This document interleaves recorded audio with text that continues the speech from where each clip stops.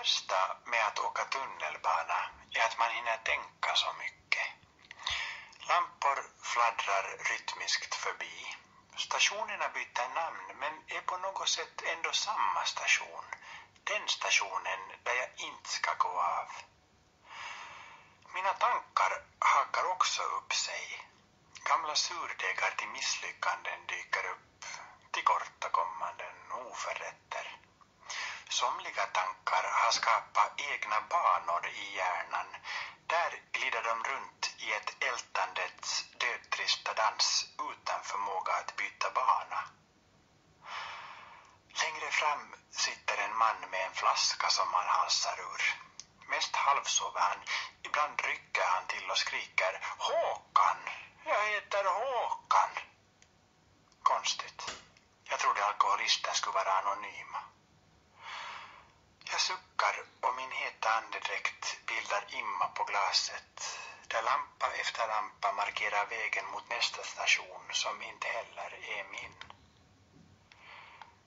Det finns en bra sak som anonyma alkoholister brukar säga.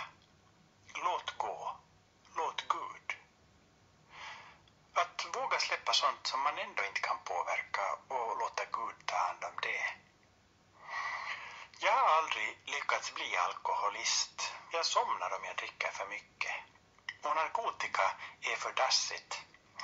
Piller vore kanske kul, men då måste man gå till en läkare och som finländare går man inte till doktorn förrän döden flåsar den i nacken. Men det finns så många andra sätt att förgifta sig med. Onda tankar är väldigt effektivt. Att gå runt och älta. Att gång efter annan återkomma till oförrätter i det förflutna. Det är ett utmärkt sätt att lamslå sin själ och sluta sig för alla nya möjligheter.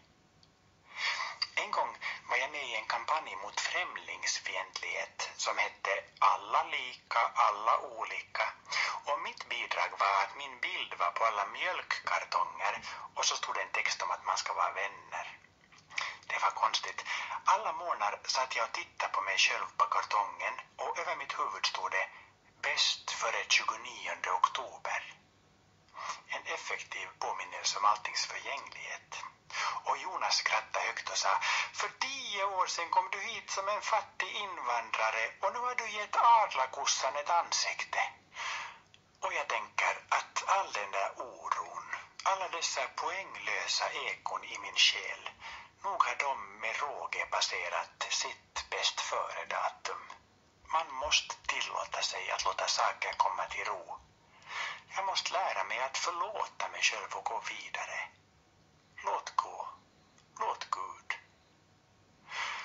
I tunnelbanans ändlösa pärlband av lampor bestämmer jag mig. En dag ska jag ta båten till Amerika. Och när jag är längst ute på Atlanten, då tar jag fram en liten papperslapp och på den lappen skriver jag ner alla mina gamla sorger och allt det som tynger mig och alla mina misslyckanden och mina oroliga nätter. Och jag tar ett snöre och en sten och snurrar fast lappen hårt mot stenen så att inte ett ord någonsin mer ska synas i solens ljus, och jag kastar stenen från båten ner i havet. Och havet öppnar sig på samma sätt som det gjorde för Moses, och havet tar emot stenen och gömmer min lapp i sitt djup, och havet sluter sig åter. Och ingen annan på båten ser vad jag och havet har för oss, och ytan ligger snart igen alldeles stilla och blank, och jag vandrar vidare på däcken med lätta steg, och någon frågar om jag vill spela shuffleboard och jag säger